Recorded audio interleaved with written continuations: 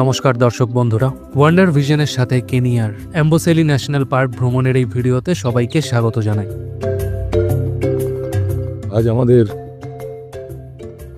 Kenya ভ্রমণের প্রথম safari করার অভিজ্ঞতা হতে চলেছে। আমরা অ্যাম্বোসেলি ন্যাশনাল পার্কে গেম সাফারির জন্য বেরিয়েছি। দেখা যাক ভাগ্য সুপ্রসন্ন হলে আজ আমরা কি দেখি। চেষ্টা করব যতটা সম্ভব সেগুলো আপনাদেরও দেখানোর। 4-wheel ড্রাইভ রেঞ্জ রোভারে চড়ে আমরা চললাম অ্যাম্বোসেলি সাফারিতে। আমাদের driver come guide mister Shyam. Yes, the man of the match. Wow. And obviously a Kizina. The Queen of Africa. Yeah. Our partner of upcoming all the tours. Really. You're welcome in Africa to see the big fight, and we start with elephant here in Amboseli. সেন্ট্রিম রিসর্টে এক রাত কাটিয়ে driver কাম guide Sam এবং আমাদের tour partner রেজিনার সঙ্গে অ্যাম্বোসেলির অভিযানে বেরোতেই সবার প্রথমে চোখে পড়ল বিশাল আকার একটি জায়ান্ট আফ্রিকান এলিফ্যান্ট।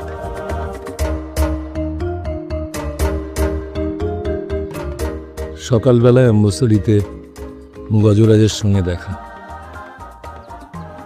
অসাধারণ। আমাদের উপস্থিতি ভালো না লাগায় মুখটা ঘুরিয়ে নিল। Hello, hi, how are you? আমরা পৌঁছে গেছি অ্যাম্বোসেলি ন্যাশনাল পার্কের কিমানা গেটে। এখান থেকেই শুরু হবে আমাদের আজকের সাফারি। দেখা যাক আজ আমরা এই বিকেলের আলোয় কিলিমাঞ্জারোকে পেছনে রেখে কি ওয়াইল্ড লাইফ স্পট করতে পারি। For game drive. For game drive we are ready. Now we'll just ahead for the next level of adventure. Get ready. মাত্র 5 মিনিটের ড্রাইভের পর কিমানা গেট পেরিয়ে আমরা ফাইনালি এন্টার করলাম অ্যাম্বোসেলি ন্যাশনাল পার্কে। যাত্রা শুরু হলো হাতি দিয়ে। যে সুবিস্তৃত তৃণভূমির কথা ছোটবেলায় পাঠ্য বইয়ে পড়তাম, এ যাত্রার শুরু মনে হয় যেন শৈশবের সেই স্বপ্নকে ছুঁয়ে দেখা।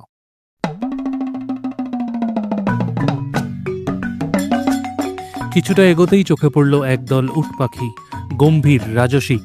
প্রকৃতির এই অনন্য সৃষ্টি যেন প্রাচীন আফ্রিকার ইতিহাসের এক জীবন্ত অধ্যায়।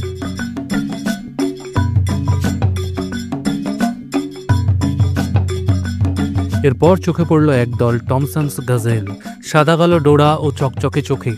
তারা যেন বনভূমির কবিতা হয়ে ছুটে বেড়াচ্ছে।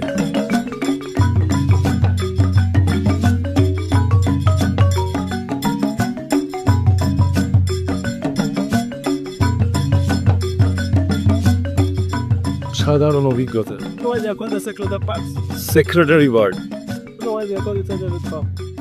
So if you look at them, these are very young ones, very young ones. If you give the ages, it would be allowed 3-4 years. And you know, in the world, they usually for maximum of 15 years. In the world, they can do up to 25 years because they are taken care of and they are well protected. But here, because survive for the fittest because of the lions and the hyenas, and even disease, no one they take care of them here. এক জোড়া সুন্দর zebra বিকেলের প্রেমালাপে ব্যস্ত। খুব স্বাভাবিক, আমাদের মতো অনেকের উপস্থিতিতে একটু দূরে সরে যাচ্ছে। চোখের সামনে জেব্রা ও জিরাফদের ঘুরে বেড়াতে দেখাটা একটি রোমাঞ্চকর অভিজ্ঞতা। আমাদের গাইড এদের ব্যাপারে বিভিন্ন ইনফরমেশন আমাদের দিলেন। তা থেকেই জানতে পারলাম যে এদের উচ্চতা 18 ফিট অবধি হতে পারে, আর জিরাফের হার্ট এত বড় হয় যে মিনিটে 60 লিটার রক্ত মস্তিষ্কে তুলতে পারে। স্যামকে দেখা গেল হঠাৎ করে একদিকে টার্ন নিয়ে সোজা গাড়ি ছুটিয়ে নিয়ে যেতে। সে বলল সামনে নিশ্চিত চিতা আছে, আর তারপরই আমরা সম্মুখীন হলাম এই দৃশ্যের।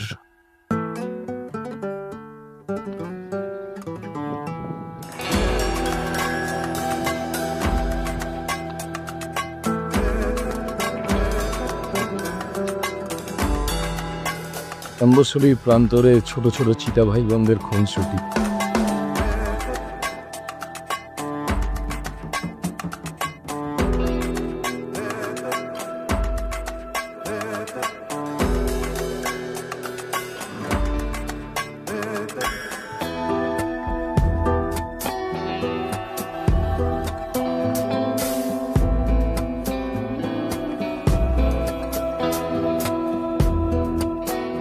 এরপর হঠাৎই ঘাসের আড়ালে চোখে পড়ল একজোড়া ধূসর মুকুটওয়ালা সারস, যা হলো ইউগান্ডার জাতীয় পাখি।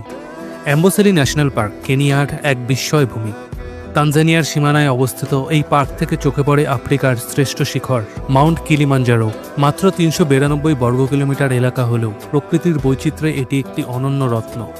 শুধু জন্তু জানোয়ারই নয়, এখানে পাওয়া যায় প্রায় ৪০০ প্রজাতিরও বেশি পাখি। শুকনো মরুভূমির মাঝে বিস্ময়করভাবে ছড়িয়ে আছে জলাভূমি, যার জল আসে কিলিমাঞ্জারোর বরফ গলা ঝর্ণা থেকে।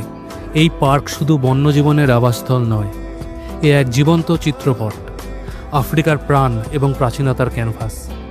এই তৃণভূমির কোনায় নিস্তব্ধতা চিরে শোনা যায় কিছু ছিঁড়ে খাওয়ার শব্দ। দেখা যায় একটি মৃত প্রাণীর দেহ ঘিরে দাঁড়িয়ে থাকা হায়নার দল। তবে প্রকৃতির এই নিষ্ঠুর দৃশ্যেও রয়েছে ভারসাম্য। হায়নারা মৃতদেহ খেয়ে ভূমিকে শুদ্ধ করে। এটাই বন্য প্রকৃতির সত্য, নির্মম তবু অপরিহার্য।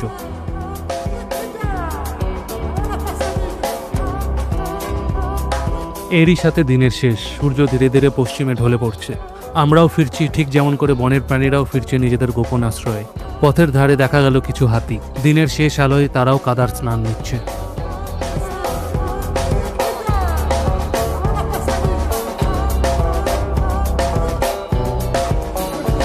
এই যাত্রা শুধু এক ভ্রমণ নয়, এ এক উপলব্ধি। এরম আরও রোমাঞ্চকর উপলব্ধির সাক্ষী হতে ফলো করুন ওয়ান্ডার ভিশনকে।